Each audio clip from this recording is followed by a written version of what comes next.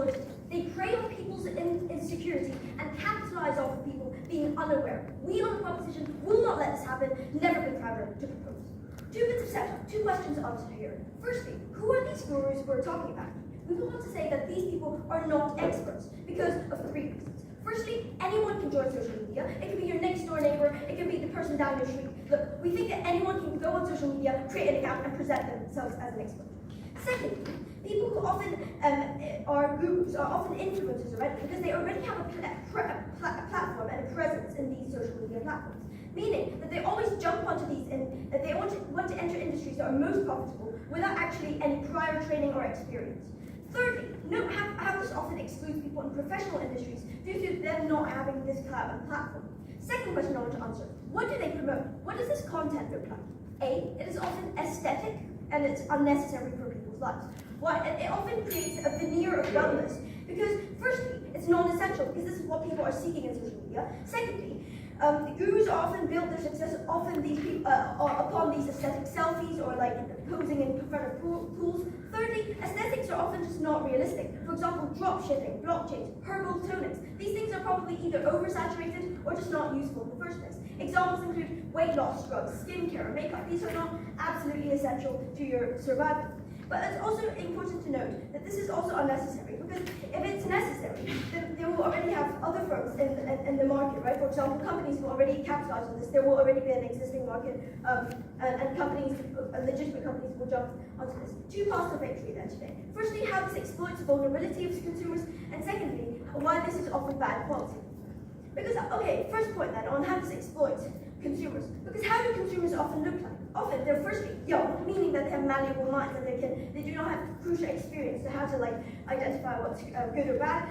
Secondly, they're often really devoted or committed, right? Like for example, they have lots of notifications or like posts or like liking posts all the time, meaning that they're incredibly trusting and they really like these influencers. Thirdly, they often have a parasocial relationship with these people. They feel like they're friends, so they feel like these influencers will do no harm to them. They feel like these influencers are acting in their best interest. Therefore, they will not put as much scrutiny and they will have their guard down when they're actually looking at these posts. Therefore, they're more likely to be exploited. Why is this exploitative then? 5 reasons. First, it often focuses on people's insecurities. Because insecurities is a big motivator, which is why influencers pounce on it in the first place. They want to gain as many followers as possible. What people are most obsessed with is what they're most insecure about. People often Google their insecurities because they don't want to talk to people about it, right? To do this, influencers often create these insecurities. On the comparative, influencers no longer have the incentive to do this because we will let them capitalize off of this. And this will halt the cyclical cycle of dissatisfaction and not self-confident as on our side. What are the impacts of this? Firstly, we reduce the people who are feeling not self-confident. Secondly, people are spending loads on these products. They're often poor, have to make great sacrifices to actually get these products. Onto my second why this is exploitative. It's because of the advertising practices. Firstly, they're often manipulative because influencers, like say you have to buy merch to become a true fan, which means that they buy into isolating life on social media. What are the impacts of this? They spend less money and people have interest and they feel less welcome because often influencers say that in order to become part of the fan base, you must buy these products and these media and merch in order to become truly. This means they will be isolated. Thirdly, on limited regulations, right? Because social media are not well regulated because of 3 reasons. Firstly, the sheer amount of content means that you can't actually regulate all of it. Secondly, it's often subtle things. For example, filters used in addition to your marketing products means that people are, this is not often the full truth. But thirdly, they often use other products alongside these, in conjunction with these items, so you often cannot tell if these are the truth. The comparative is that you get more transparency in products because it's more easy to hold stuff into account because the gurus are not selling their own products, which means that you're not tricked into buying something due to shady business practices. Fourthly, they do not disclose the full truth because the profit incentives mean that they want people to constantly come back. This means that they have an active incentive to make people feel dissatisfied. This looks like people publishing multiple self-help books, multiple updated versions of things, meaning that you cannot ever be fully satisfied about fulfilling those criteria, meaning that you will like perpetually be in that cycle of dissatisfaction and no self-confidence. And also, they do not disclose the full truth because they only show partial positive comments. For example, if you sell a product, you only see the featured ones of good comments of that product.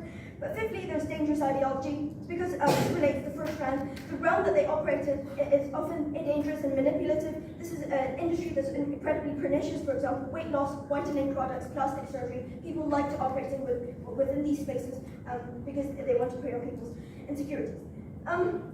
So what is the comparative? A, we get more accountability. B, we get more regulation. Insofar as companies, they have like loads of regulations to follow. But C, they actually have like PR departments that actually manage these things, and people give them more scrutiny from governmental departments. Second point then, and second argument on why you get bad, like worse quality of products. I have 5 strands on this. Firstly, this is not personal. It's often blanket approaches, meaning that when they, like for example, suggest a diet or something, they do not tell you exactly because of your body type, because of your genetics, because of whatever, you get this specific diet. Rather, they opt into saying, okay, you should eat this avocado meal, right? We tell you these things are often really generalized and are actually actively harmful to the individual. Secondly, these are people who are not experts. I've already mentioned this in setup. But in addition to this, an extra analysis on why people do not turn to experts, because A, it takes a long time. It just takes a long time to do rigorous testing processes. It takes a long time to actually do scientific checks and research. B, experts are just going to have the clout. But C, it's often expensive to go through so many testings. Thus, this is not going to be a good quality. For example, Jackie Lips ended up selling lipsticks containing metal, glass, and loads of hairs and other things like that because they do not have this expertise. Secondly, on rushed product creation, because that's the best thing they have, these influencers have, is their fan base. They often jump on the bandwagon and jump on the rush. There's no long-term investment, meaning they don't care about accountability, they don't care about future because they know that like this product is going to be just short-term. Third reason, on lack of consumer accountability, because people often love them, even if it's bad, people will blame it on somebody else, like the delivery man for like wrecking the product and think that it's not their fault and make excuses in their head. B, it's a perception of legitimacy and desirability. This looks like influencers telling everyone that it's the best product, like product is going to be on sale at midnight or like it's already selling out. But these people are also very good at escaping scandals because they're trained to hide things on social media. So like Kylie lip kits have to hide things all the time. Fifthly then, on price gauging, because people are often attached to these people, they're willing to pay more and above and beyond what they normally would. For example, they would pay more for James Charles palettes than normal palettes.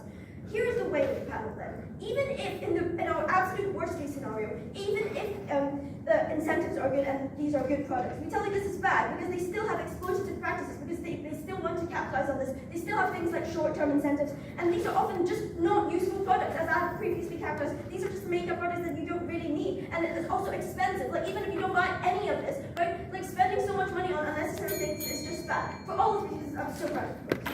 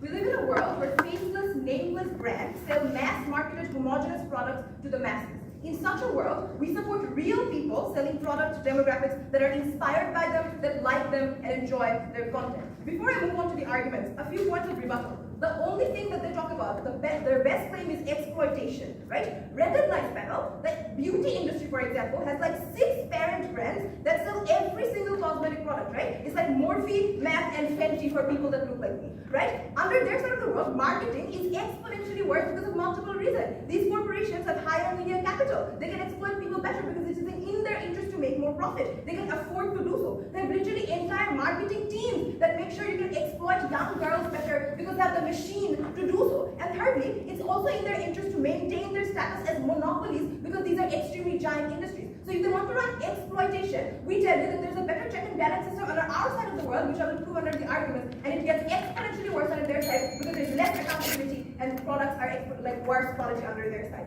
Few points of setup. What does internet gurus look like? And they give you no characterization, right? We think that the only internet gurus with the capacity to make sure they can sell products are people with a certain sense of following. This means they have credibility. This means that in order to sell the product, insurance companies, suppliers, they all trust them, which is why they're willing to share the risk with them. Secondly, they make their own products, which means they have the idea to make them, they are the design to make them, they are the face of the product, and they share the bulk of the profit. So this looks like beauty, fashion, fitness, even services like self-help courses and education. But thirdly, and note this is important, these are good quality products because if they're so bad, it would literally be illegal to sell them. So this probably looks like makeup products which are FBI approved and make sure that people don't die if they use them, right? We have 3 arguments. First, how our products and services brings a unique form of happiness to people. Second, how there's higher accessibility for newer markets under our side. And third, in Shiro's speech, why we make the lives better for influencers and why that's important. The counterfactual that they have to defend is corporations having monopolies and corporations exploiting people. If they do not do so, then we win this debate. This is our first argument.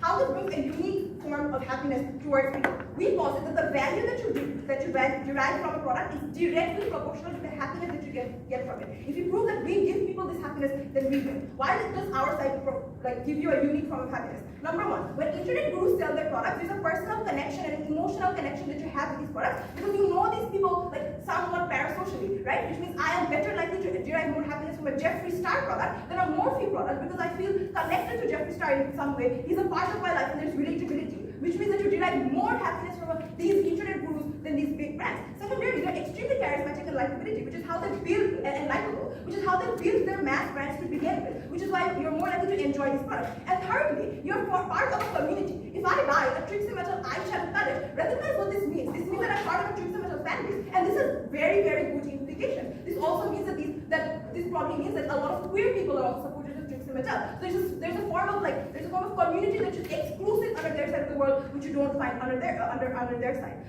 Fourthly, there's a confidence that you get from these products that you don't get under their side when you buy from mass corporations because you trust these people and you watch these people on a daily basis and you consume their content. Recognize why this is exclusive under our side. Under their side, corporations are faceless, personalityless, like giant figures, which means that there's less relatability under their side of the world. And secondarily, there's mass marketing that corporations conform to, which means they cater to a broader demographic. It's extremely hard for these giant brands to cater to specific interests and specific niches the way that the internet gurus do because they cater to these specific niches. Because of this reason, you form a unique form of happiness. Fourthly, and this deals with the quality thing, right? Why is the quality going to be good? Number one, we think that internet gurus are the closest to their products. If I'm someone who's extremely passionate about makeup like James Charles, I will make sure that the makeup that I'm selling is actually good because I care about it, which corporations don't. Secondarily, they're under considerably more scrutiny and accountability under our side of the world because if the fans don't buy their products, they lose everything, they lose their livelihood. If Morphe makes a bad eyeshadow palette, I will not buy it, and it literally does not affect Morphe at all, right? But it does affect people like Jeffree Star. We think there's higher accountability. And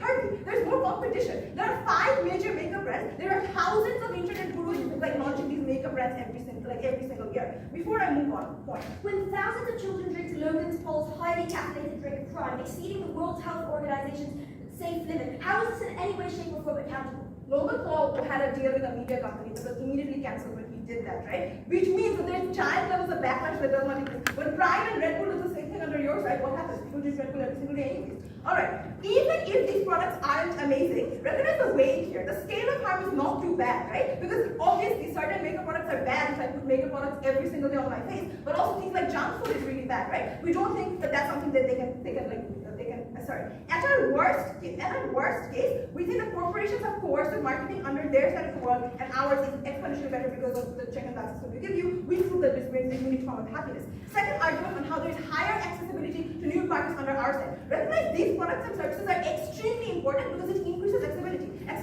First, it's extremely cheaper because the cost of production has to be lower. You cannot make these products expensive because you are in an extremely competitive market, right? Which means that you have lower brand identity. So in order for you to sell these products, they have to be cheaper. You have to cater to, for example, low-income groups. Secondarily, these are services that corporations that does not exist in the current status quo, that does not exist in the market. These are services that corporations won't make. For example, things like stigma. For example, therapy is something extremely stigmatized in Bangladesh, but we have internet gurus who give self-help advice to young boys on how to be like a good person, right? So we think because of these reasons, these are certain services that only internet gurus can provide. And thirdly, the existing market simply does not exist, and this is especially true for minorities. Otherwise, there are only like a couple shades of foundation for brown-skinned girls, and the first person who was able to do that was literally internet gurus because they realized that, you know what, I come from a brown heritage, and I have to make sure that this product exists. After people have been able to do that, that's when brand picked up on the fact that, you know what, there is a new market that I have to cater to.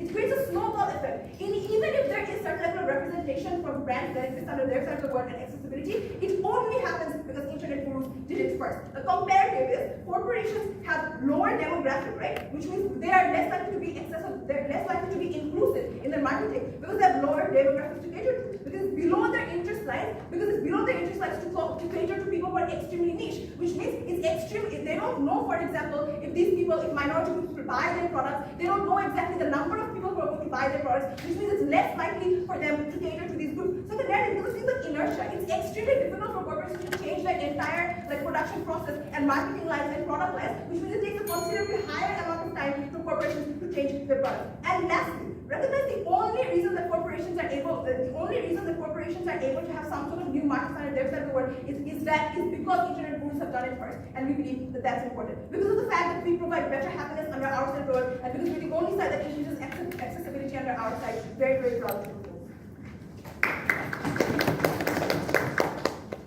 Speakers vote for 7 minutes and 1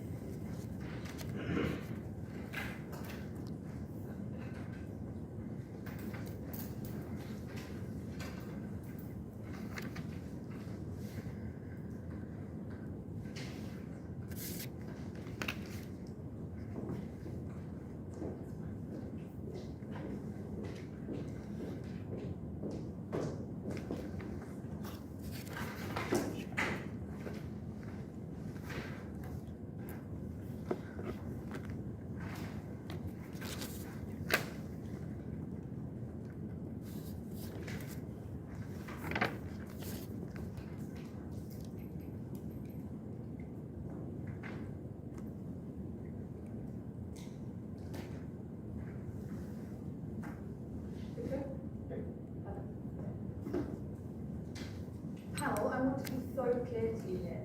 These types of industries are not queer liberation. They're Gwyneth Paltrow's goop, saying, take this Fabergé-looking egg, put it somewhere very dangerous, and this will cleanse your soul. That's the type of things that influencers do. That's the type of things they do on social media, because companies will never sell something this outrageous, this untested, and will never get away with a product so damaging. Firstly, I'm going to look at the tangible impacts of this debate about exploitation, bad quality things, that actually have impact. And then I'm going to look at the emotional community stuff that we get from them. And then I'm going to develop a point on why it's damaging to particularly small companies. Firstly, let's look at exploitation. What I want to flag to you, and this applies to their response on exploitation and bad quality, is that they're largely made up of counterclaims. What this means, pal, is they have a massive job in to respond to all the mechanisms we give you to actively deconstruct this argument. We tell you where influencers are able to be particularly exploitative. They accept these mechanisms. The counterclaim, though, is that it's just worse by companies, right? Which is that they have lots of capital. I'm going to break the deadlock in a couple ways, telling you a couple of things that are exclusive about influencers and why they do this worse than companies. Firstly, I think influencers are uniquely at home on social media. I think when they accept that social media is the place where the most pernicious marketing takes place, where things like aesthetic and body image and filters are most exploited on social media, this is where influencers are most at home. They are most able to avoid regulation. This is where they built their career. They're most able to focus on these insecurities that are particularly pernicious to their followers. They have this in a unique way which companies do not. Secondly, what this leads on to mean is that companies, when they're selling things, are just much more likely to use like their unique selling point or the product they've created, or use things like their trust base, because this is what makes them different from influencers, right? This is what allows them to access trust. So instead of competing on the same grounds as influencers, they focus on things like what is the product that we are known for that builds trust in us, right? This means that companies are focusing much more on the quality of their product, because this is what companies have, like large companies tend to have been founded on. They tend to have this history to build on, which influencers tend to not have, which is why they resort to these marketing practices. But thirdly and finally, right, is just that companies have competition. What I want to do here is flip their mechanism, which talks about trust. I think they accept our mechanism when they say that you love these influencers and you have trust in them. Because what we tell to you is that this is incredibly dangerous. Because if I love and trust something very deeply and I get a lot of my satisfaction out of it, I'm incredibly unwilling to abandon it. I will defend it online. I'm likely to continue accessing those products and continue to buy them. What this means is, if we prove to you either exploitation or bad quality, they tell you themselves these people will not abandon them. This means that, no thank you, they access, even on their side, the perpetuation of these harms. Comparatively, if a lipstick is cheaper and proves to be good, better quality by a friend, I'm happy to move from like MAC to Charlotte Tilbury or whatever in order to change that cycle, because I have less attachment to that in those cases. I think what I should prove to you is social influencers, because they lack the basic history to fight on the grounds that companies have. Companies are much less likely to be exploited on these similar practices. But secondly, let's look at bad quality. What I want to flag here is if you believe that this is a wash, or that one or the other is more exploitive, what we tell you here is that the quality is likely to be better, because that doesn't matter. So even if we tell you that companies are pushing their products in a way that is damaging, if we prove to you they're better quality, they're just things we would prefer to have on the market than the saturation by influencers. Again, we get a lack of direct response here, except a couple of counterclaims. Firstly, they tell you that other companies do trust influencers because they're just willing to accept this risk. Firstly, I just think in general this is an inadequate response, because notice when influencers do this, they put their own capital up for risk, right? They're investing in it, they're funding it. When you pay people, that's when they do stuff for you. It's not because they get positive vibes that you're going to become an incredibly powerful CEO that they opt to do that. When it's their capital on the line, other people are happy to support them. That's the type of trust that they're talking about, right? The second thing they tell you is like, well, you know, it's FDI approved, like no one's going to die. I just think, pal, let's aim for something a bit higher than not dying because of these products. Selling lipstick with glass in them to children is damaging. Even if it's not FDI approved, the fact that it isn't well vetted and is well regulated is bad enough in and of themselves, because you take a chance on these consumers' lives. These consumers that they accept are just going to keep buying them forever because they have no mechanism to access that. What this means is our mechanism still stands, which is that, like, firstly, these people are just tend to not be experts or try to access experts, because secondly, they want to do rush product creation, they want to capitalize on the potentially short wave of support that they have, so they do things like using more damaging labor practices or trying to outsource it to another country to like skip this level, no thank you, of investigation, because they need to get it on their consumer base when they can, and they're unable to hide things effectively. They accept these mechanisms. What this means to you is we've accessed our two paths to victory, that these are likely to be much more exploitative than any comparative, but crucially that we just should oppose them because they're exploitative, regardless of companies' comparative, but secondly, the quality is bad. These are incredibly tangible impacts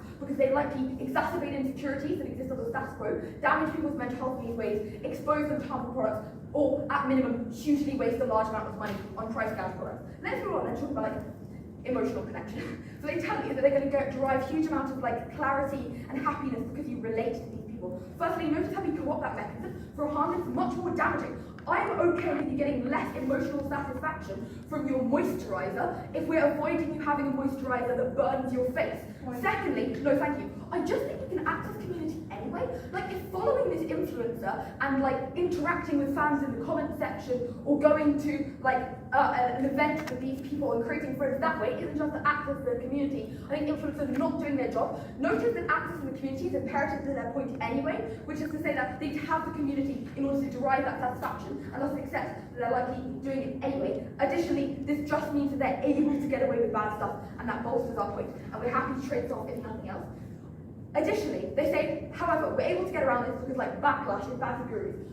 Notice, right, that we tell you that there are ways for gurus to get around it, that they're particularly good at avoiding scandal. But notice in general they have other revenue streams, right? Which is that even if only one of my palettes fail and I'm Morphe, I am still at my core a makeup brand, and a bad makeup product reflects badly on me.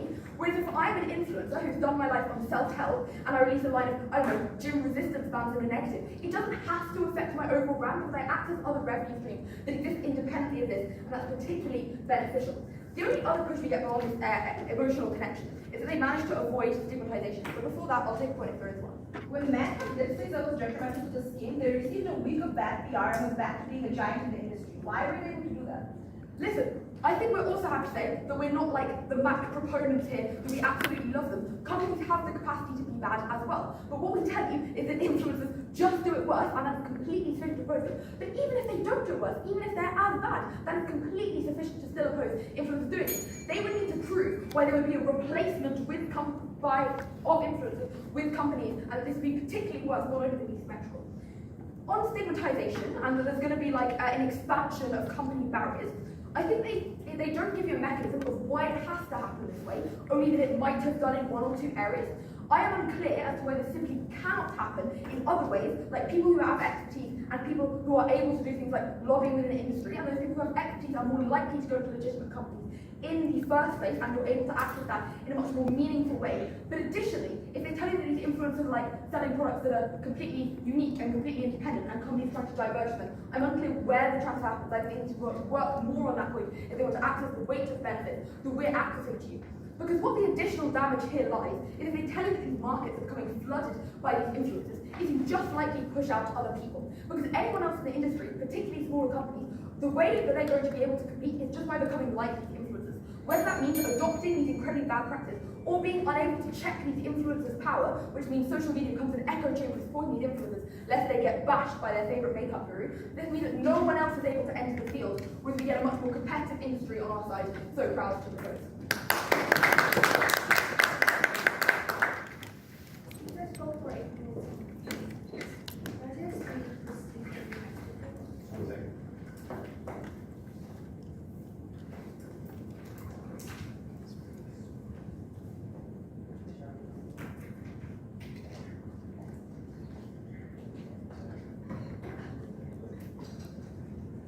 Now I'd like to invite the second speaker from the opposition. We're good?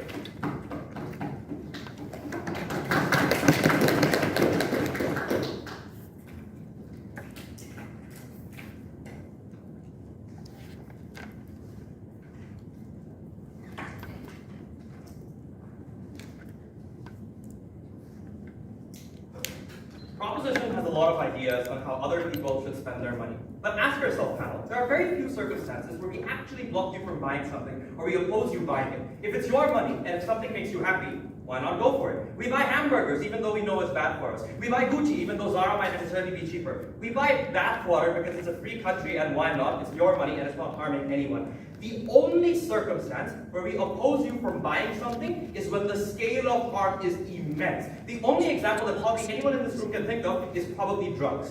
Ask yourself, panel, even if I buy them at their best, have they proven enough harm to show you that cosmetic products are as bad as drugs? No, they have not. The only example that we get is from P2 when they say, the face wash will burn your face. This is where Sarah's analysis on the FDA comes in. If something is actively dangerous to you, it still needs to get regulatory approval from bodies like the FDA. You won't get that. So the worst extent of harm that they push us on simply don't exist. They need to engage with this case where it exists. Two things I want to talk about. First, on this idea of obtaining happiness versus exploitation, and second, on accessing products you would not otherwise have access to.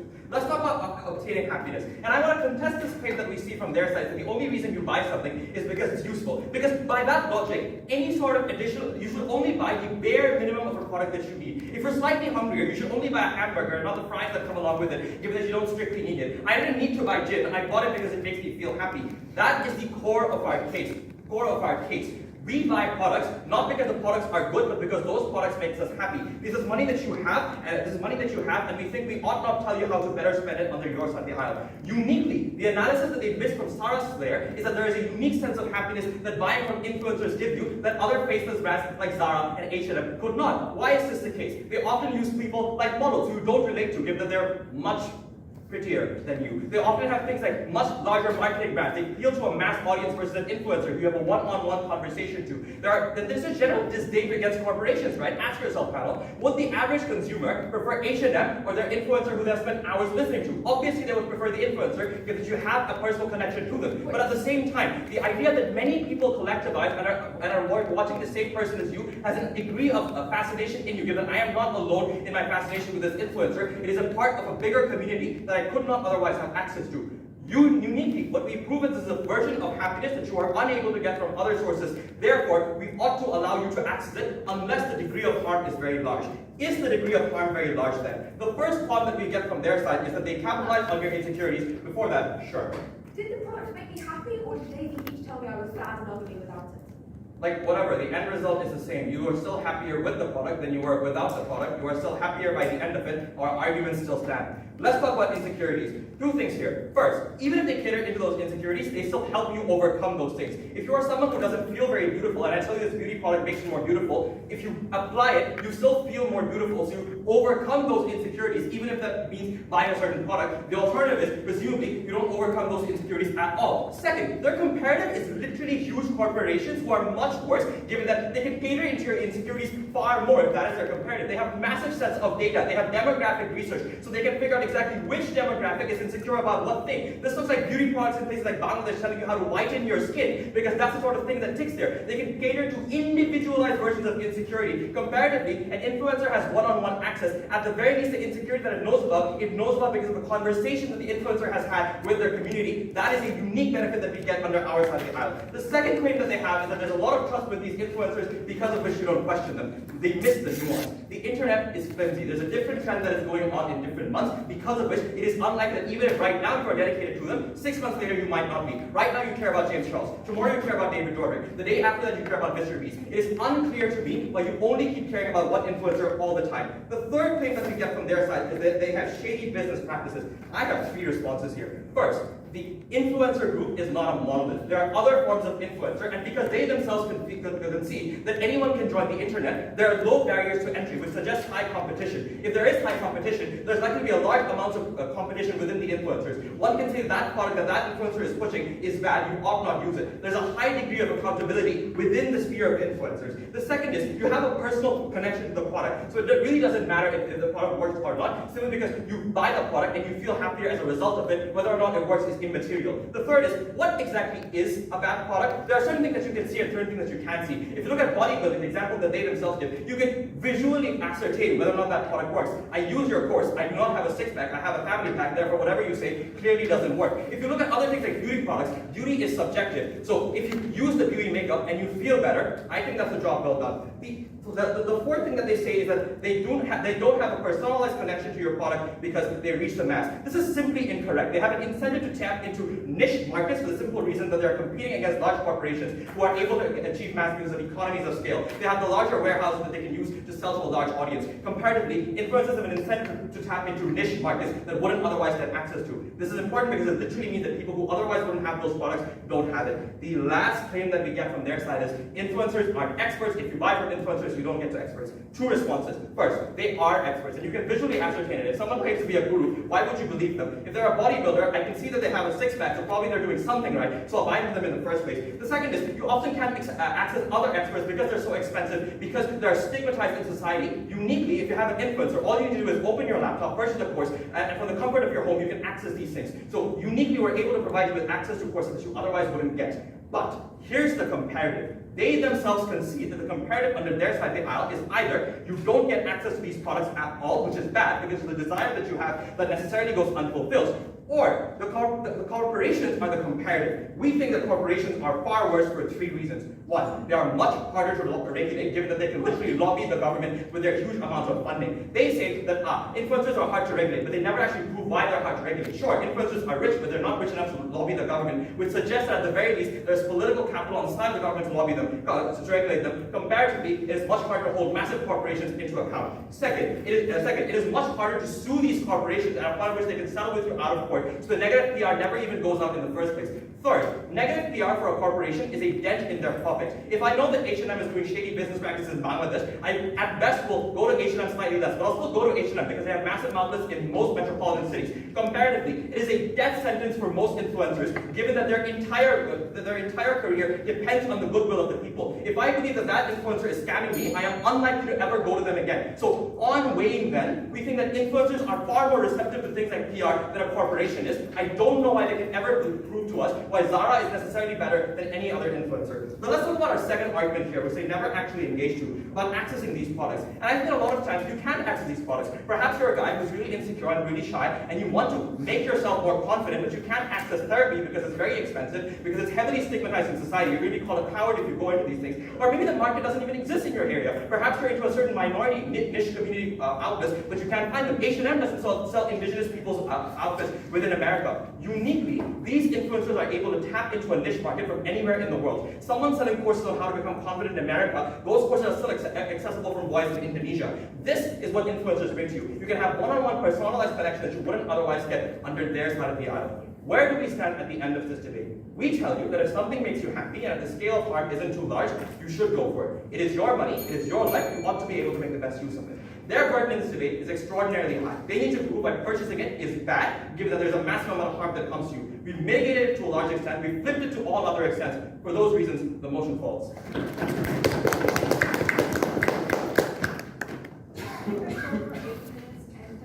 Could I bring some water? Sure, thank you.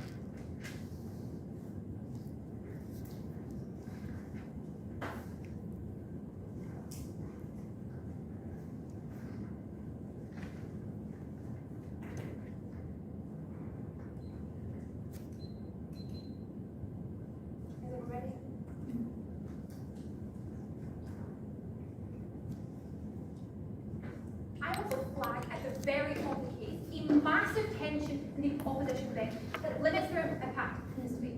Firstly, they set up in the first stance that gurus are big, they have lots of clout, they have lots of reputation, that's the only reason they can sell lots. But throughout their case, and even emphasising a lot more specifically in second there, is that they're often able to focus on niche things, go to specific markets and target specific things like minorities, right? We think this is likely to be untrue, because first let me tell you why it's often stereotypical individuals who get popular. For example, people who are white, because they're flooding into the market because of things like algorithms and Instagram and Facebook and Twitter, who expose them far more because of underlying racial stereotypes. And often, secondly, to the extent that it is people of minorities, it's also like we're even like skins. But even if we're not, the minorities are falling and they are the gurus, crucially what means their case though is either one, they have to be generic because they have a huge base that people rely on them and they want to make as much money as possible. Note their own analysis of how their livelihoods depend on this, relies on this, therefore they have to make a generic base to make it as much products as possible. Or secondly, they can create specific niche products that are to individuals or to people who don't get advertising from themselves, for example. And therefore, a lot of their benefits of the happiness of individuals, the satisfaction it brings, the trust it brings is limited, right? Because it can't be applicable to everyone. And this is important to know because what this means to the debate is they're already limited in impact.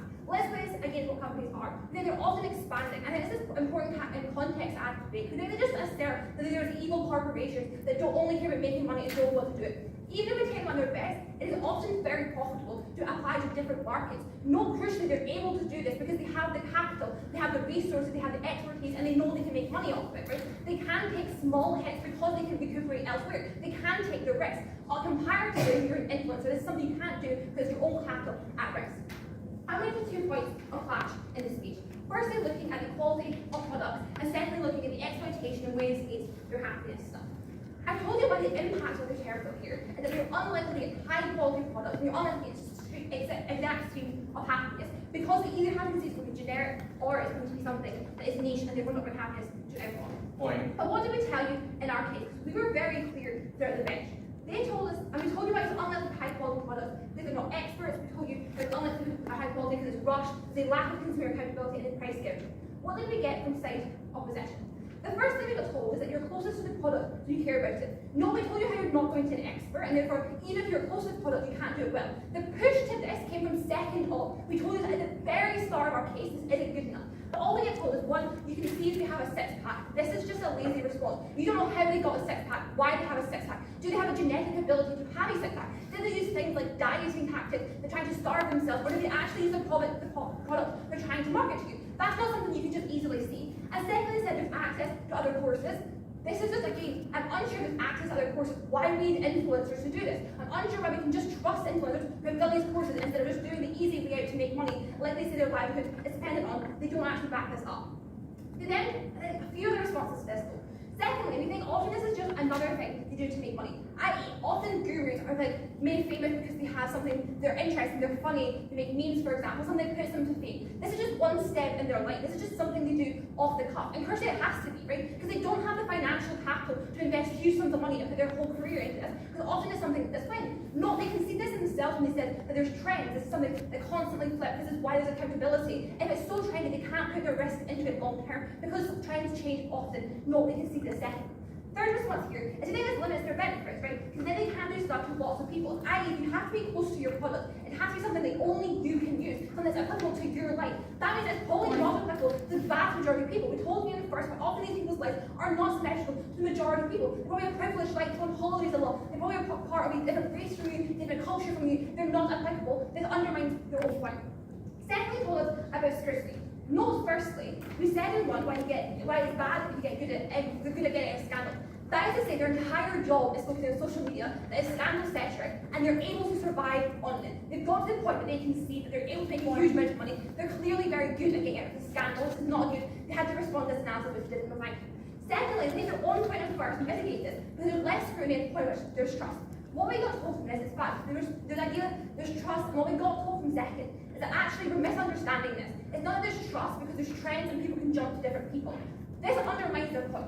If you can jump around to different people, to different gurus, then you don't have the safety, the personal connection. You don't have a community because you're constantly jumping around. They need to pick a stance because they're constantly wavering back and forth throughout this week. They need to pick one.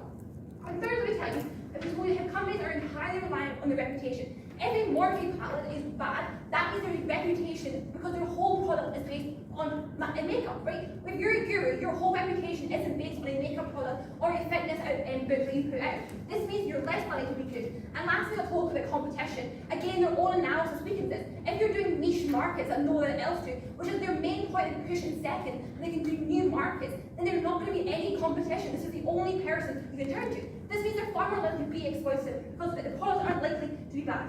We think quite clear, therefore, that huge incentives, companies on the our side of the house, huge sums of money, expertise, they have click behind them, they can be able to put huge numbers of resources. We'll tell you how even if in your best case scenario, they have good incentives, they want to do good, and they want to try and use experts. They don't have access to the top experts because they already work for companies and they can't go against them because of industry competition. Secondly, I told you that even in these cases, it's exploitative because you're actively manipulated on individual premises. And thirdly, companies just don't care, right? Because if it's something that's really important, companies already make it. We don't think it's something that's crucial. They can't just tell us gurus are good. They need to prove they're actively better because they didn't engage with that in families. Sure. India has 1 billion people. Why can't brown people, internet gurus from marginalized communities have huge followings with huge capacity? But I'm unsure if India has 1 billion people. Why would you not call them in company brand things like Dove, things like Morphe, things like Maybelline, not also advertise to them? This is a huge market of consumers that you can make huge amounts of profit. Your own characterizations to carry profit. This is just buying into it. I'm unsure why the influencers or gurus are likely to be better. Secondly, why is it exploitative? The underlying premise here is that people buy things that make them happy. It's what we got told quite clearly from second. And what we did tell you in Natalie's speech, the main pushback is at marketing. 2 pushbacks. One, they have more money to exploit people. This is just an assertion, and don't tell us why they exploit people. There are incentives to exploit people. We told you how actually there's regulation on our side. We got an assertion from second saying we don't explain what regulation looks like for gurus. We tell you to do things like put filters on so you can't see if you're actually using the real product. It's doing things like putting makeup makeup underneath using a blush that you're advertising to make it look better. It's doing things like actually starving yourself and then implementing a fitness diet. We're not saying that's how you got it. This is not things that can be regulated. Under our site, they can. Essentially, we're told that there's interest to maintain monopolies. We told you there's lots of competition. They're relying on niche markets. There's no competition that they're saying on the house.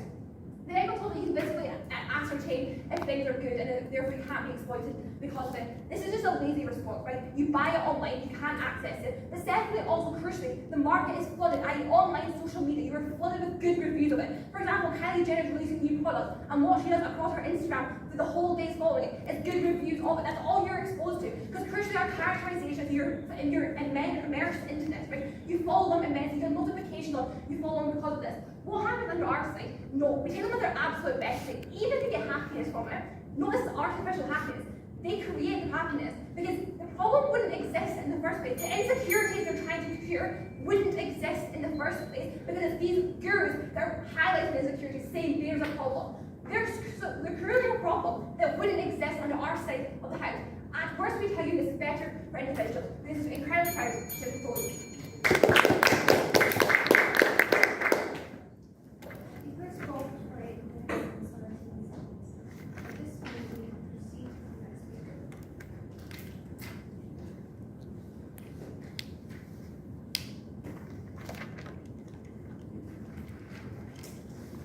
I would like to invite the first speaker from the opposition.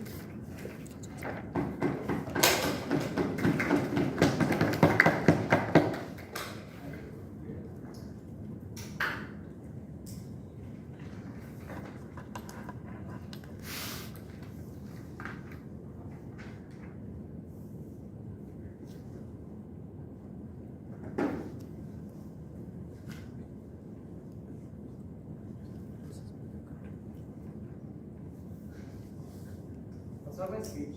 3, 2, 1. If you haven't noticed, I'm a pretty small guy. I'm 5'3". See, that's a trauma. That's an issue. The way that I deal with it is not therapy, because my country doesn't have it. The access to resources that can help me deal with confidence is via the internet, is via gurus. If a book helps me, I will literally buy that book. Give me the link. There are a few observations I need to make before moving towards the clashes. Firstly, they call us out on 2 tensions. I'll disprove both of them. Firstly, they tell us that gurus are not all, like, they tell us this tension because you won't tap into niche markets and you can be big. You can, because they're not like one structured form of gurus. There are different forms that exist that tap into different markets. That is literally a contradiction from their side when they claim that there is a sheer scale of capacity because of the fact that the barrier is low, right? Which means that there are specific gurus that cater towards minorities, like black communities, and the way that their products evolve around that specific area. But there are other gurus that focus on other diverse things, like makeup, that can be used on everyone to a large degree. But so even then, we talk about, and then the second thing that we talk about is that we can't prove that you can jump around gurus, so a lot of the thing about competition doesn't exist. I think this is untrue, simply because on our side, you may be able to pick one guru and you'll probably want to stick with it. But it's easier on our side to get accountability, simply because, firstly, you have an accountability to hold them into structure because of the reasons we've mentioned. But secondly, even in the worst case, the fact that they're not monopolies because of the lack of barrier to entry, in comparison to corporations who have large lobbying power, who have large political capital, it's easier for you to shift even if you have to make that call. Secondly, they talk about privilege, about gurus, and why, because of our mechanisms, they tell us that you have capital and that's why you spend a lot in it to make your life better. Okay, but CEOs, right? Like, in contrast to that, a guru can literally come out of nowhere, and that is what we've seen from a lot of these internet celebrities and personalities. Paris Hilton wasn't popular before that specific video that we all know what we're talking about. Even then, we have other people that are creative, right? Like Mr. Beast and other of these people. But even then, CEOs and large corporations come from Harvard. They come from these large institutions that are literally places that you have to pay so much money. They come from privileged white backgrounds.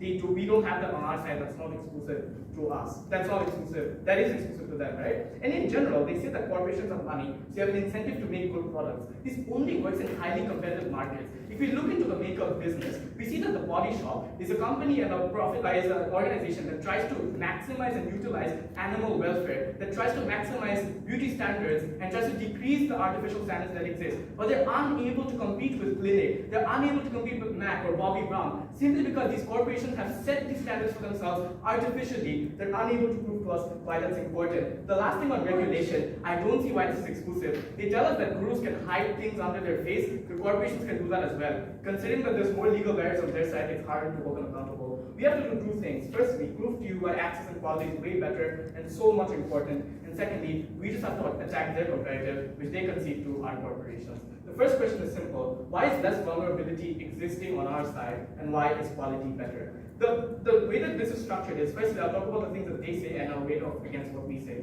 Firstly, they talk about insecurities. This is exactly why this is important. Shire comes and tells you that insecurities exist, and the way that we get out of it is via our side. We tell you that there is stigma that exists in countries like in Dhaka, where you literally do not have areas of therapy and places to seek closure. We also tell you there are lack of markets because of this stigma, because of the expenses that therapy has and counseling has, which means to a large degree, even if you're a gym bro, you're probably insecure of going to the gym because you don't know how to live, you don't know how material works, right? Secondly, if you're a short guy like me, you probably have a lack of confidence about talking to a girl because you feel like this insecurity overweighs all the other burdens that exist on your side. If a book helps you, a book is the only way you can be helped because of the stigmatization that exists within your culture and the lack of resources. Secondly, on charisma, we tell you that charisma is not as bad, simply because firstly, there is a creation of a community that has to happen with these gurus. You want to tap into those personalized attempts, which means that you will probably have good charisma to a large degree that makes sure that you retain that audience and create an audience in the first place. But secondly, we tell you that there's more competition, which means there are other gurus who, even if there are bad charismatic gurus, there are other gurus that have good charisma that tries to attract those communities. Worst case, even if it's really bad, corporations are really bad simply because of lobbying power, because of political capital. They don't need charisma, they need money, they don't defend that. On expenses, we tell you because of high competition, the lack of barrier means there's more alternatives. You're unlikely to spike prices because you can make that shift easily. But secondly, in corporations, they are literally monopolies. They're much larger. They cannot be held accountable. Maybe they'll have a worse PR for 2 weeks, like Sarah mentions that has happened, or maybe they'll have a small decrease in profit margins, but they'll never shut down. On our side, collectivizing against gurus via Twitter thread is very easy. You can literally cancel Logan Paul, but on their side, you cannot cancel Gatorade. Lastly, on bad PR, right? We tell you that on our side, because of the community that exists, it's important for you to create a good charisma. It's unnecessarily as well, we don't need to do that, right? So where does off against what we tell you, right? We tell you why vulnerable people need access and why that's extremely important. I'll get more towards that in the end. But secondly, on quality, we tell you that quality is better off on our side. What do they give us? They tell us that there are more versions of it, so that's bad. I don't think that's true. More versions are good, right? They say that you feed off insecurities. I say that it's a better way for you to make sure that you get out of that insecurity. If there are 3 books in a volume of how to be more confident, you'd probably be more confident by the end of all 3 books, instead of trying to access therapy that you probably won't be able to do so because of the lack of access that you have. But even then, corporations literally feed off your insecurities all the time. This is not important, and it's a wash in our worst case. Secondly, lack of regulation. They said that because of the sheer scale, and because everyone can get it, and the lack of peer reviews, this is not important. We can flip this. The sheer amount of scale is why you have some sort of competition, and you will be able to peer review because of the competition that exists. They tell us that there's a lack of experts. We say this is not true. Credibility literally sells. As a consumer, I would not probably want to have financial advice from a guru who says that they're just doing it for the vibes. I would probably want someone who's credible, someone who's gone to an institution that I could literally trust or has experience within this sector before I make bad choices. Even if that is not true, they would want to build credibility after they have some sort of a follower base to attract more people, because credibility sells, right? And lastly, there's backlash from professionals that exist in that direction as well. So in the worst case, they have no credibility. They'll be shut down by organizations that can actually do that. Weigh this off against our material. We tell you that we tell you that collectivizing against these gurus are much easier on our side. It's worse for them because it's career defining. For these corporations, they don't have to care, right? But even then, you compete not only with other gurus, you compete with other corporations as well. You would want to take care of this. And lastly, we tell you that there's a greater accountability of followers simply because you would want to make sure you retain that community. On the second thing, this is a smaller part, but why is happiness important? We tell you that worst case is an independent path to victory, because if given that the social scale and the social cost of this good is like they give us an example of the moisturizer on your face. I'm pretty sure that's illegal. You can't do that. I'm pretty sure that will be shut off. But given that this is something that's probably not as important to you or not as good in quality as a corporation would provide, the fact that still makes you happy is why we ought to give you a chance to buy it, right? We tell you that this is important because of emotional connections. Like me as a short king would probably like another short king doing it, right? Instead of a tall 6-foot model in Zara, I'm not him, he's not me. I would want a guru that looks like me. Secondly, I'm part of a broader community within this specific sphere. And lastly, I can tell you that this projects my own confidence because I see someone who's like me trying to make this product attractive, which makes me more happy. More than this, we tell you that access is important because this means that you're able to preserve your insecurities and create a better market out of it. You're able to become a happy consumer, and in general, you're not exploited as bad. We win this debate. Speakers spoke for 8 minutes and 15 seconds. That's indicated as this movement is speech for your standard class,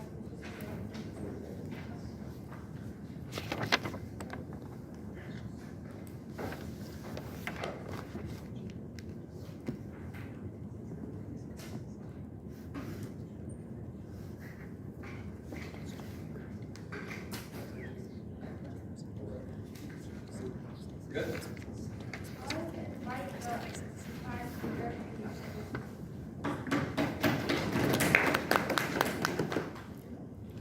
There are two clashes in this debate. First on obtaining happiness versus exploitation, and second is on access to these products. Here's why we win both. Let's talk about happiness, and I'm still confused. What exactly is the harm here? We've proven why the threshold for harm needs to be very high, and they concede to this given that we got this from second, and they didn't tell you otherwise. If the threshold for harm is high, at best, they're able to prove that the products they sell aren't personalized. That's not a harm, that's just why the market could be better. And we give you reasons otherwise, they don't really contest them. The only claims that they have standing is that, they create insecurities. But other times these insecurities already exist. You are a kind of a chubby guy, so you want into bodybuilding because those insecurities would exist otherwise. You feel that your body isn't beautiful enough, which is why you tapped into those marketing, those gurus in the first place. Uniquely, if you can use those products, even if your insecurities don't go away, but you can cope with them better because you see that it works for that influencer, I don't see why it's going to work, not going to work for me, then that's still a win on our side of the aisle. But even beyond that, you connect with these influencers on an emotional level. These are individuals who entertain you, and you probably want to support them financially. The idea that you're contributing to these individuals who make you feel so much better are likely to be better. But I want to know that the insecurities that they still talk about exist on the highest magnitude under their side, specifically because of their comparative of corporations. Corporations have access to data sets that influencers don't. They are usually behind things like marketing campaigns, and they can afford big marketing campaigns because they have a much larger budget. So insecurity is your concern. Your comparative is literally far worse. Here's the way then. We prove that happiness is something that is important, and if this is the way that you become happier, and the harm isn't that large, and we've proven why it's not that large, we ought to allow it anyways. Their comparative here is on corporations, but I've already proven why corporations are far worse on every way imaginable that they still haven't engaged with. I've told you why they have access to a lot of data. It's much harder to hold them accountable given that they have infinite lobbying power because of which regulation can't really go around them. Comparatively, influencers tend to be weaker. If you do sue these corporations, they can simply settle with you out of court. If there's a PR disaster against corporations, they can simply shrug it off because corporations are huge. You'll forget about it and you still end up going to an H&M. If there's a PR disaster against against an influencer, that's literally a death sentence given their entire livelihood relies on the goodwill of the public. Their last claim here was on experts. But I want to know, this is largely been mitigated and even flipped from our speech. What do we tell you? First, that credibility literally sells. We're only going to believe somebody if they believe that whatever they're doing works. They said that, saying the six-pack, they have a six-pack, it could be a lot of reasons. Presumably they had to do something to get that six-pack. Perhaps they had to go to a diet, there are specific workout routines. So something has to be working for them, so you still buy them. But let's say that it doesn't work out for you and the products are indeed faulty in the first place.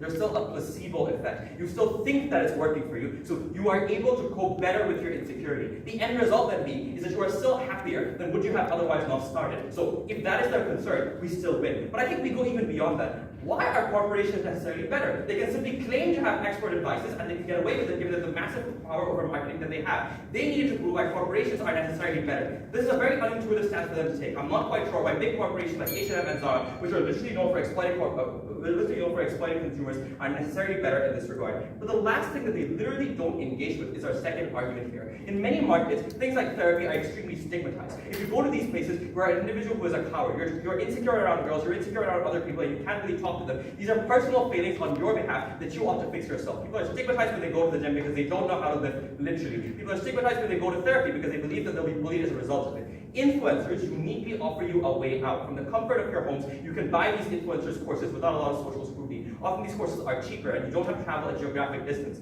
This is the unique benefit that you get under our side of the aisle that simply doesn't exist under theirs. The ability of people to cope better with their insecurities simply does not exist under their side of the aisle. They needed to prove to us why the scale of harm is huge. They have not told us why. They needed to tell us why corporations are better. They have not shown us why. They needed to prove why you would have otherwise access to these products. They have not shown us why. At the end of this debate then, they have not proven these fundamental questions. For those reasons, let the motion fall.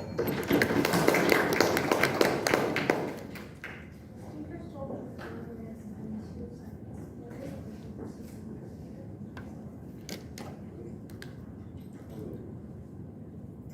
I'd like to invite the last speaker to try to get from the opposition to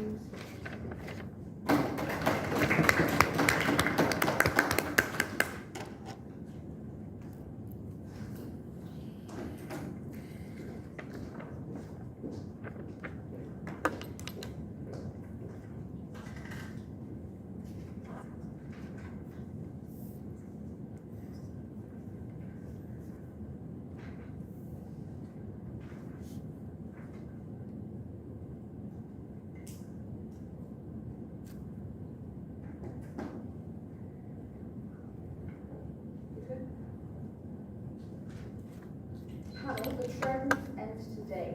The endless exploitation of young people is preying on their vulnerable minds, their insecurities, of people who they love, telling them that they are not enough, and if they continue purchasing on and on and on, they will find some satisfaction is an unacceptable narrative which we are unwilling to support. Firstly, I'm going to look at our path to victory in this debate, then look in more detail at exploitation and bad quality, and then finally deal with pushes from opposition. Notice, firstly, let's talk about burdens. I think we have to prove to you in this debate, it's just that it's bad. So when they try and tell you that there is a push for extreme regulation or banning, or there's a higher burden, that was a attempt for them to push the goalposts to where they never were. We gave you 2 paths to victory. Firstly, we can tell you that internet gurus exploit their audience, or secondly, that internet gurus provide bad products. Notice here that these exist independently as part of victory. If the product is fine, but they've exploited you and exacerbated insecurities to get there, that also has harm. But if they use legit advertising practices, if the product is harmful to you and wastes their money and damages you, that also has these tangible damages. Under both of these clashes, let's flag the counterfactual. Notice here that opposition had a higher burden they were willing to accept. They need to explain not why companies were worse, but why influencers are good. We have been able to fill our burden by telling you why influencers are particularly pernicious. Their methods of exploitation, even if some exist on a different side, are particularly damaging in the way of video. Having said that, let's talk about exploitation. We flagged some context which is particularly important, which is that consumers on social media, where they dominate, are particularly vulnerable or where they might exist in other markets. They're young, they are over-engaged, secondly, these people, and thirdly, they perceive a parasocial connection as accepted by opposition. We give you 5 mechanisms of exploitation. Firstly, they highlight people's insecurities. This is particularly pernicious because someone that you care about, that you buy into, is telling you that you are not enough, that you are not skinny enough, or you are not pretty enough.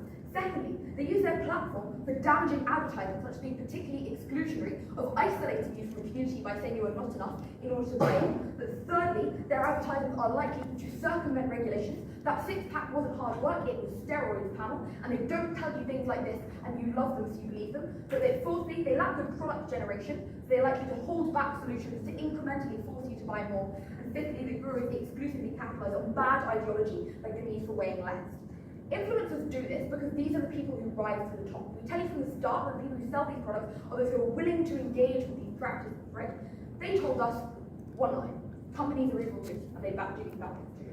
Firstly, we push back by telling you companies have historical trust, which provides them an alternative USP for them to push for new market creation. Secondly, companies compete because they are happy to leave companies. People are happy to leave companies for a better product. I'm unhappy to leave someone that I love. Notice that this responds to their point on happiness already, because we tell you that due to this exploitation, the happiness was artificial. There would not be a need for this happiness under our side, because the sadness would not exist and the gulf would not exist in the first place due to that exploitation. On bad quality, we tell you that they lack expertise because they were recruited from professional fields and rose to the top than one of them prioritized. Secondly, they capitalize on waves of confidence they make you rush. They're more likely to exploit business practices. Thirdly, they have the capacity to hide damages by manipulating the narrative. Another influencer's audience calling them out is just jealous people. And fourthly, they have the capacity to price gouge and make damages. They tell you that companies accept risk, and this is trust, but we push back and show you that when influence capital is on the line, that doesn't matter. The only other thing is marginalizing this benefit by saying they're FDA reviews. Notice that that mitigates at best. We get better accountability under our side because firstly, love means that there's lack for influencers. The Swifties will attack you online if you say that Taylor Swift is bad, whatever. And secondly, there are no mechanisms for accountability because the negative comments will just get deleted. On community then, on the pushes that we get from them, we tell you firstly, if you want satisfactory products, you can get good products elsewhere. But secondly, if you want community, you can get that from the positive interaction you get under either side. And on access, notice here, this relies on improving quality. Because they wanted to say they expanded access on products that needed to be these products were good. It doesn't matter if they're a foundation shape, if that foundation is unusable. And thus they were continuing on path to victory and we've won. For these reasons, so proud of you.